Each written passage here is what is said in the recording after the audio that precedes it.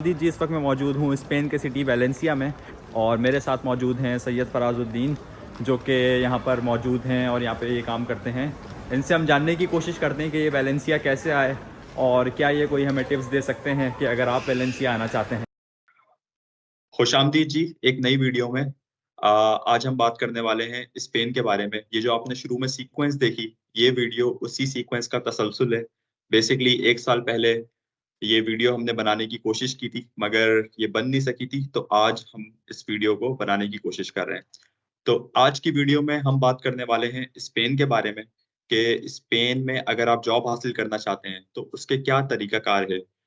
पाकिस्तान से बैठकर अगर आप जॉब हासिल करना चाहते हैं स्पेन में, और अगर आप स्पेन आते हैं, तो क्या सैलरी आप तवक्को कर सकते हैं? कैसा एक्सपीरियंस हो सकता है? तो इन सब चीज़ों के लिए हमने आज दावत दी है सैयद फराज को, जो कि मेरे बहुत अच्छे दोस्त भी हैं और मेरे कुलीग भी रहे हैं। तो सैयद फराज साहब, अस्सलाम वालेकुम। कैसे हैं आप? वालेकुम अस्सलाम शहरियार, अल्लाह का शुक्र मैं ठीक हूँ। एंड फर्स्ट ऑफ ऑल बहुत बहुत शुक्रिया आपका कि आपने अपने यूट्यूब चैनल पे हमें इनवाइट किया। एंड अ, मुझे पता है कि हम काफ़ी दिनों से डिस्कस कर रहे थे, बट टाइम नहीं निकल पा रहा था, तो हुँ, हुँ। उसके लिए माजरत आपसे। तो हुँ, हुँ। अल्लाह का शुक्र सब ठीक है। आप बताएं कैसे हैं? अल्हम्दुलिल्लाह सब ठीक-ठाक। अच्छा फराज भाई, आप सबसे पहले अपना एक ब्रीफ इंट्रोडक्शन दे दें। बेसिकली अपनी तालीम के बारे में बताएँ कि आपकी तालीम क्या है? और फिर हमें ये भी बताएँ कि आपका वर्क एक्सपीरियंस क्या है? और इस वक़्त आप कहाँ मौजूद हैं? Okay, thanks a lot, Shahryar, for having me on your podcast. So, basically Shahriyar, जैसा कि आप जानते हैं कि व्यूअर्स के लिए मैं बता देता हूँ कि मेरा ताल्लुक़ पाकिस्तान के शहर कराची से है। और मैंने sir Syed university of engineering technology, जो कि इंजीनियरिंग की यूनिवर्सिटी है कराची में, यहाँ से मैंने इलेक्ट्रॉनिक्स इंजीनियरिंग करी। And hmm, I started in 2011, completed in 2015, and then uh, मैंने एक after my graduation, I started working as a PCB designer in a US based firm जिसका नाम R&D at Lenovo है। और यहाँ पे मैंने 5 साल काम किया as a PCB hmm, designer. और उसके बाद अ, एक बहुत बड़ा चेंज आया मेरे करियर में। और हुँ, वो हुँ, ये चेंज था कि मैंने एक बोल्ड और एक ब्रेव डिसीजन लिया और मैं स्पेन चला गया हुँ, हुँ, जॉब जॉब करने। और ये टाइम था after Covid 2021, in mid of 2021. Sorry, in the last 3 or 4 months of 2021, मैं स्पेन चला गया पीसीबी डिज़ाइनर की जॉब करने। हुँ, और हुँ, वहाँ पे मैं एक स्टार्टअप में मैंने काम किया है, काम करना स्टार्ट कर दिया। और मैंने वहाँ कोई पौने 2 साल काम किया। और स्पेन में। और उसके बाद वहाँ काम करने के बाद मेरी जॉब, मैंने फिर जॉब्स के लिए अप्लाई किया and then I got a job in Germany. और जर्मनी में करेंटली मैं जर्मनी के शहर न्यूरम्बर्ग में होता हूँ। और हुँ, हुँ, न्यूरम्बर्ग हुआवे, जो कि आप जानते ही हैं, जैसे कि एक मल्टीनेशनल कंपनी है। तो हुँ, हुँ, Huawei research and development centre में मैं as a PCB and package layout engineer काम करता हूँ। तो हुँ, ये हुँ। मेरा बैकग्राउंड है। माशाल्लाह, ज़बरदस्त फराज भाई। हम आपके जो हुआवे वाली जर्नी है और जो जर्मनी वाली आपकी जर्नी है, इसके ऊपर हम एक सेपरेट वीडियो बनाएँगे ज़रूर, और आपके एक्सपीरियंस को जानने की कोशिश करेंगे कि किस तरह आप स्पेन से जर्मनी मूव हुए। मगर आज हम लोग अपने आप को लिमिट करेंगे स्पेन के टॉपिक तक। तो मगर स्पेन के टॉपिक पे आने से पहले मैं जानना चाहूँगा कि आपका अल्टानोवा में क्या क्या एक्सपीरियंस था आपका बेसिकली, क्योंकि आप उसी एक्सपीरियंस की बेस पे आप बाहर आए। तो अगर आप थोड़ा-सा अल्टानोवा के एक्सपीरियंस को ब्रीफली अगर एक्सप्लेन करें कि वो एक्सपीरियंस किस तरह बाहर आने में आपको किस तरह उसने हेल्प की उस एक्सपीरियंस ने? यस शहरिया, ये आपका बहुत ज़्यादा, मैं कहूँगा कि जो जो इंजीनियर्स पाकिस्तान में काम कर रहे हैं करंटली और बाहर आना चाहते हैं, तो उनके लिए बहुत अच्छी गाइडेंस होगी। और ये आप बहुत अच्छा, मैं आपको बहुत अप्रिशिएट करता हूँ कि आप इस तरीके के इंटरव्यूज़ कंडक्ट कर रहे हैं। आपका सवाल बहुत ज़्यादा इम्पोर्टेंट है। तो इसका जो जवाब है शहरियार और हमारे जो आपके चैनल की व्यूअर्स हैं, उनके लिए ये है कि आपने एक्सपीरियंस जिसे कहते हैं हम, तजुर्बा उर्दू ज़बान में, तो वो आपने पाकिस्तान में लेना होता है। और जहाँ मैंने काम किया एल्टानोवा में, मैं बड़ा खुशकिस्मत था कि मैंने बहुत अच्छे लोगों के साथ काम किया एल्टानोवा में। एक एल्टानोवा जो है पाकिस्तान में, यूएस बेस्ड फर्म, बट इनका ऑफिस जो है पाकिस्तान में भी है। और जहाँ मैं काम करता था वो एक डिज़ाइन सेंटर था, और मैं बहुत रफ टफ एनवायरनमेंट में काम किया करता था वहाँ पे। हमें कम टाइम के अंदर ज़्यादा प्रोडक्टिविटी दिखानी होती थी। तो जो है जब जब आप इस तरीके के एनवायरनमेंट में काम करते हैं तो आप सीखते बहुत हैं। नो डाउट आपके ऊपर प्रेशर ज़्यादा होता है, बट वो कहते हैं कि ना कि भाई there is like no pain no gain. So आपको अगर जब तक जब आपको जो है आपके लिए एनवायरनमेंट जो होता है वो फेवरेबल होता है, तो आपका बेस्ट जो होता है वो आपके अंदर से कभी भी निकल कर नहीं आता। तो आप हमेशा मुश्किल और डिफिकल्ट सिनेरियोज में, डिफिकल्ट सिचुएशंस में ही, प्रेशर वाले कंडीशंस में ही आप जो है ना सीखते हो। तो ये जो मैं जैसे मैंने आपको बताया कि मैंने तकरीबन 5 साल पाकिस्तान में काम किया उस कंपनी के अंदर। और उस कंपनी में मैंने जितना काम किया शुरू से लेकर के आखिर तक, मुझे बहुत कुछ सीखने को मिला। और मैंने जिन लोगों के साथ काम किया वो लोग बहुत सपोर्टिव थे। तो सिर्फ एक तो इंसान की अपनी मेहनत भी होती है, लेकिन इंसान जिस इन्वायरमेंट में काम करता है वो भी बड़ा मैटर करता है। लोग भी हेल्पफुल होने चाहिए। तो उससे मुझे बहुत फ़ायदा हुआ। और एक मेरे अंदर एक वो कहते हैं कि जैसे कहते हैं कि आपके अंदर एक लगन होती है, जज़्बा होता है। तो मेरे अंदर हमेशा शुरू से यही जज़्बा था कि मुझे काम सीखना है और कम टाइम में ज़्यादा से ज़्यादा काम सीखना है। तो मैं ये बताऊँगा कि ये जो जर्नी थी ये 5 साल की, it was a roller coaster ride for me. कभी बहुत सारे जो है कभी-कभार फेलियर्स भी आया करते थे, लेकिन बहुत सारी जगहों पे मैं अच्छा भी किया करता था। So the main thing is that जो मेरे लिए थी, जो मैंने रियलाइज़ किया जब मैं यूरोप आया कि जब आप पाकिस्तान में काम कर रहे हो, एक्सपीरियंस ले रहे हो, तो आप कभी भी गिव अप नहीं करें। हमेशा आप अच्छी उम्मीद रखें और अच्छी नीयत के साथ काम करें। तो मेरा ये हमेशा से गोल था कि आप लोगों को ना देखें, आप खुद अच्छा करें, आप खुद अच्छे रहें, तो आपके लिए रास्ते बन जाएँगे। तो सेम मेरे साथ भी मेरी स्टोरी भी कुछ इसी तरह की है। ठीक है, तो मतलब ये आपका 5 साल का जो एक्सपीरियंस था आपने बताया, इसमें कुछ मुश्किलात भी थी, कुछ आसानियाँ भी थी डेफ़िनेटली। बिल्कुल, मैंने भी आपके साथ काम किया है, तो मुझे आइडिया है इस बात का कि बहुत एक्सपेडाइट प्रोजेक्ट्स होते हैं, टाइम कम होता है, प्रेशर होता है। मगर बिल्कुल। मुझे ये बताएँ कि इस एक्सपीरियंस ने आपको किस तरह शेप किया? आई मीन टू से कि आपने इस एक्सपीरियंस को किस तरह यूटिलाइज़ किया अपनी प्रोफ़ाइल बनाने में और आपने किस तरह स्पेन में जॉब हासिल की? हाँ, शहरयार, ये जो है वो, ये तो पिक्चर कहते हैं तस्वीर के 2 रुख होते हैं। तो मैंने तो आपको एक रुख बताया तस्वीर का, दूसरा रुख जो है आपने खुद ही पूछ लिया मुझसे। तो शहरयार, इसके लिए इसका आंसर ये है कि आपको अपने आप को एजुकेट करना होता है। हुँ, हुँ। ठीक है? तो हम यूनिवर्सिटीज़ में पढ़ते हैं, जो हमारे पाकिस्तान में कल्चर है कि हम जॉब कर यूनिवर्सिटी में पढ़ने के बाद हमारा एक ही गोल होता है कि भई जॉब कर लें जा कर के। ठीक है? एंड जॉब करते रहना, लेकिन आपने अपने आप को कैसे इम्प्रूव करना है।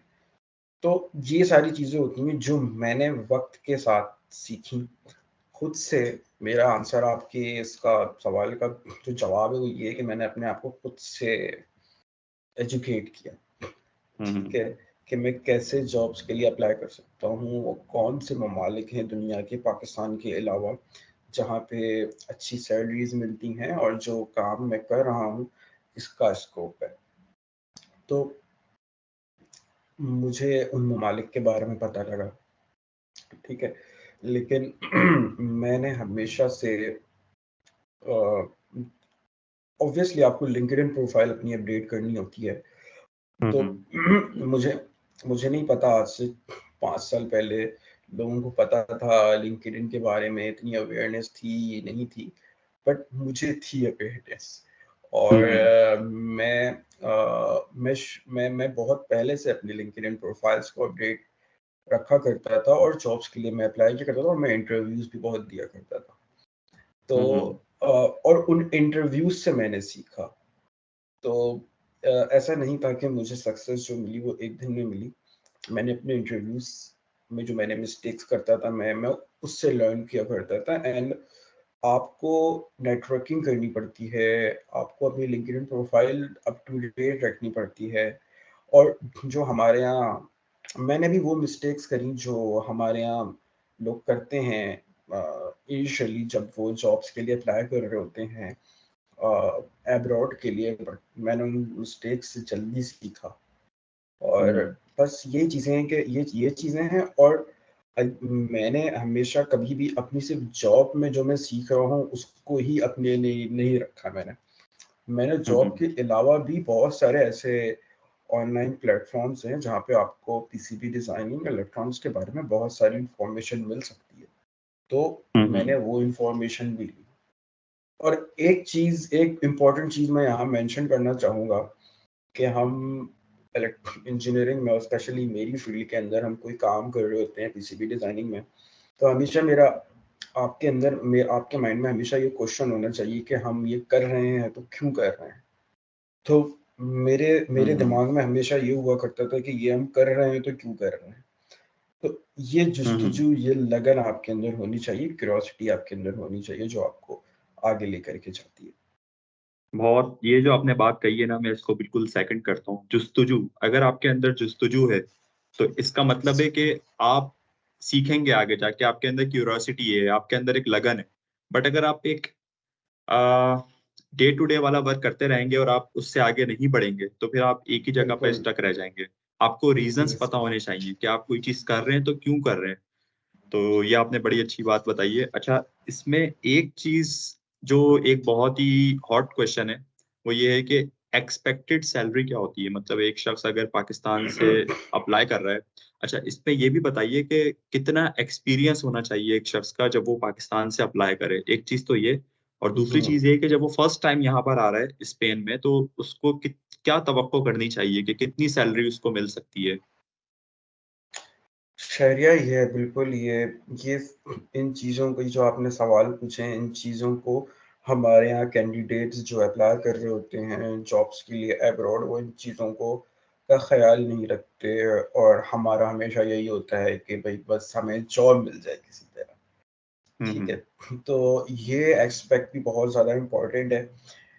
तो जैसा कि मैंने आपको बताया कि मैं स्पेन गया था जॉब के लिए, तो स्पेन की अगर आप सैलरी देखें तो 40 to 50,000 Euros gross per annum अगर आपको मिलते हैं तो ये बहुत अच्छी सैलरी है स्पेन के अंदर।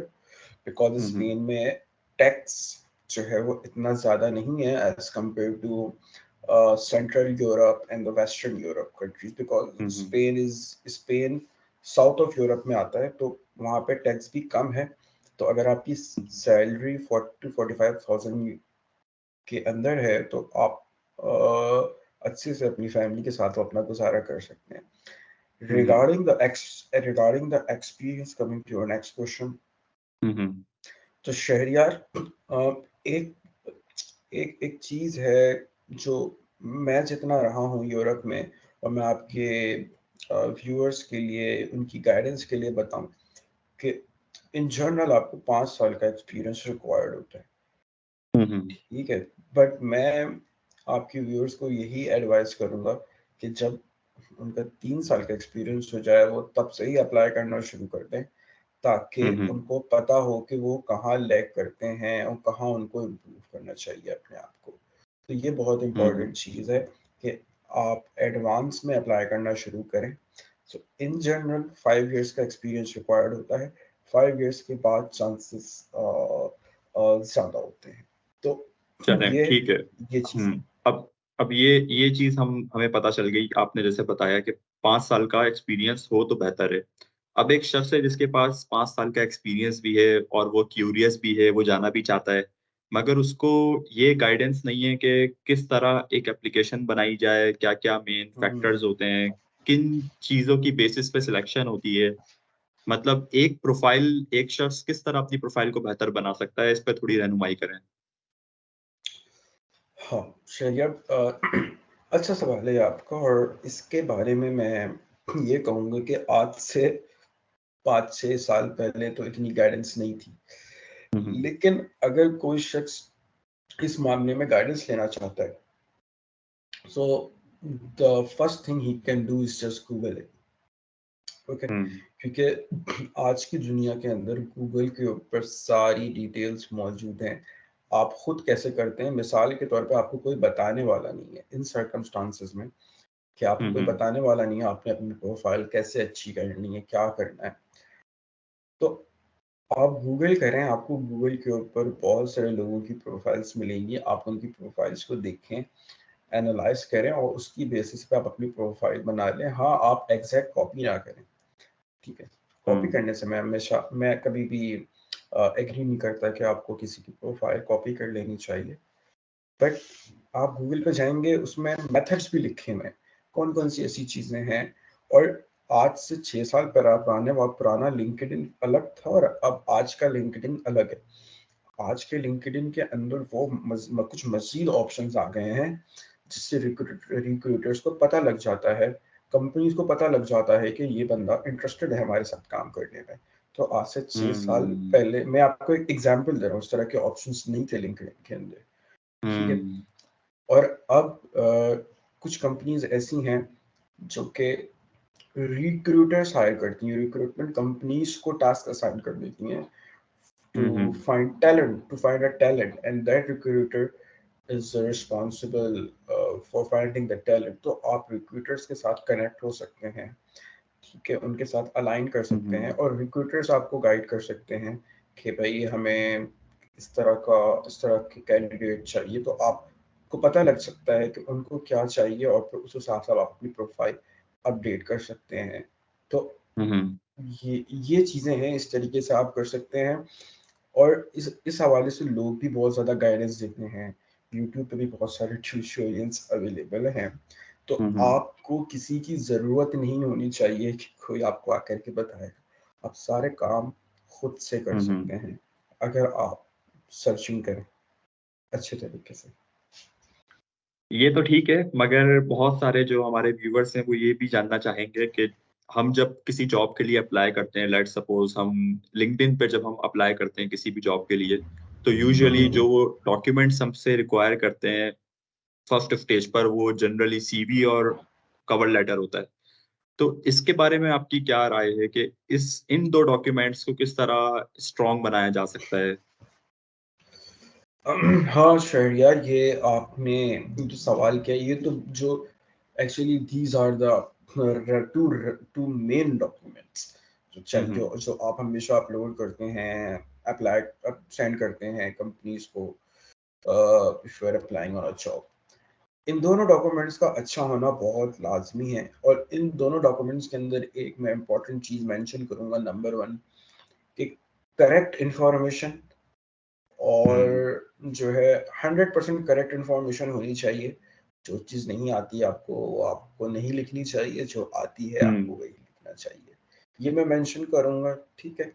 और दूसरी चीज़ मैं ये मेंशन करूँगा कि अ, आप हमेशा अपनी कॉन्टैक्ट डिटेल्स, लिंक्डइन आईडी के ईमेल एड्रेस, स्काइप एड्रेस, ये सारी चीज़ें हमेशा मेंशन किया करें अपनी अपने अपनी सीवी के ऊपर।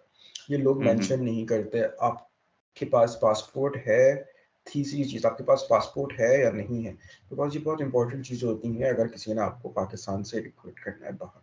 यूरोप। तो उनको कैसे पता चलेगा कि आपके पास पासपोर्ट है या नहीं है?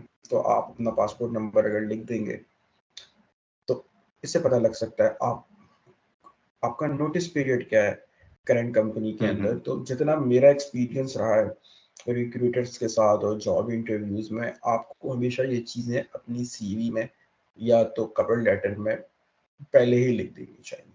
तो इससे फ़ायदा ये होता है कि रिक्रूटर या कंपनी आपसे अननेसेसरी सवालात नहीं करते, उनको ऑलरेडी पता होता है। तो इन चीज़ों से अवॉइड किया जा सकता है। और रिगार्डिंग द सीवी, तो सीवीज़ के बहुत सारे आजकल मैं देखता हूँ कि भाई एक यूरोपास सीवी का फॉर्मेट है, बहुत सारे फॉर्मेट्स हैं।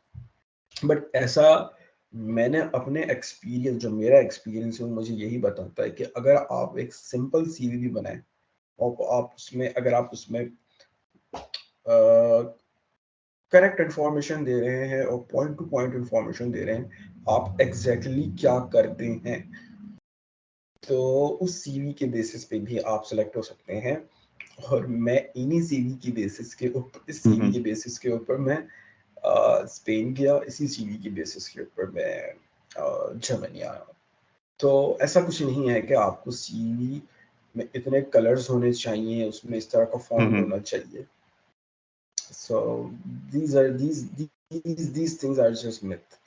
आपको जो आपको काम आता है, आपको वो सही तरीके से अपनी सीवी में बताना है कि आप करते क्या हैं। बड़ी अच्छी आपने बात कही।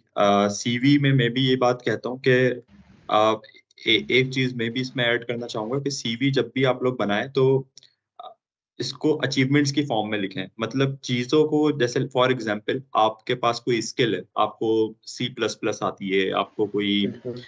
लैब व्यू आता है, जो भी आता है, आप उसका बस नाम ना लिखें, बल्कि आप उसको एक्सप्लेन करें। फॉर एग्जांपल आपने C++ से क्या प्रोजेक्ट बनाया है, आपने लैब व्यू से क्या काम किया है, आपने, अब आप सिर्फ लिख देंगे एग्जैक्टली। पीसीबी डिजाइनर तो उससे कुछ समझ नहीं आता। पीसीबी डिजाइनर तो जो 2 लेयर की पीसीबी बनाता है वो भी अपने आप को पीसीबी डिजाइनर कहता है, जो और 40 लेयर की और बनाता है वो भी कहता है। ऐसे ही तो आपको बिल्कुल आपको स्पेसिफिकेशंस। हम्म देनी चाहिए। एंड बहुत अच्छा पॉइंट ऐड किया शहरियार ये आपने। और आपको पीसीबी डिजाइनिंग का भी मैं बताता चलूँ कि जैसे पीसीबी डिजाइनिंग्स भी होती हैं तो वो डिफरेंट फील्ड्स की होती हैं। ऑटोमोटिव की हम्म अलग होती हैं, टेलीकम्युनिकेशंस की अलग होती हैं, उसके अलग रूल्स एंड रिक्वायरमेंट्स होती हैं। इसी तरीके से ऑटोमेटिक हम्म टेस्ट इक्विपमेंट्स की अलग पीसीबीज होती हैं। तो डिफरेंट तरह की होती हैं। तो आपने हमेशा मेंशन करना है अपनी सीवीज के अंदर आप कौन सी पीसीबी डिजाइंस आपने किए हैं। तो हम्म इससे चीज़ें क्रिकेटर को और कंपनीज को जो आपका हायरिंग मैनेजर है उसको मज़ीद क्लैरिफाई हो जाती है इन चीज़ों का। हम्म और सेकंड चीज़ कवर लेटर। तो कवर लेटर में आपने जो है कभी भी एक कवर लेटर आपने कंपनीज में, सारी कंपनीज में आपने सेंड नहीं करना होता है। ठीक है। हम्म तो आपको हमेशा जॉब टू और कवर लेटर आप हमेशा जो है वो जॉब डिस्क्रिप्शन से देख कर के आप बनाते हैं। ठीक है। तो हम्म आपको हमेशा अपना cover letter job to job आपने चेंज करना होता है। Basically cover letter is just like how you are going to attract, how you are going to convince the hiring manager that hmm you are interested in this job and you are best for this job. तो हम्म इन चीजों के ऊपर आपको focus करना चाहिए। और अगर किसी को नहीं भी आता है लिखना, किसी किसी किसी किसी किसी किसी जमाने में मुझे भी नहीं आता था लिखना, और शायद शहरियार आपको भी नहीं आता हो लिखना। बट बिल्कुल। ये चीजें हमें, अगर आपको कोई बताने वाला नहीं है तो आप खुद से सीख सकते हैं। यूट्यूब पे बेइंतहा वीडियोस मौजूद हैं, गूगल के ऊपर बेइंतहा आर्टिकल्स मौजूद हैं, बहुत सारे, तो आप वहाँ से सीख सकते हैं। लेकिन इन चीज़ों, तो इसको कहते हैं आपको अपनी प्रिपरेशन जो है वो अच्छे से करनी चाहिए।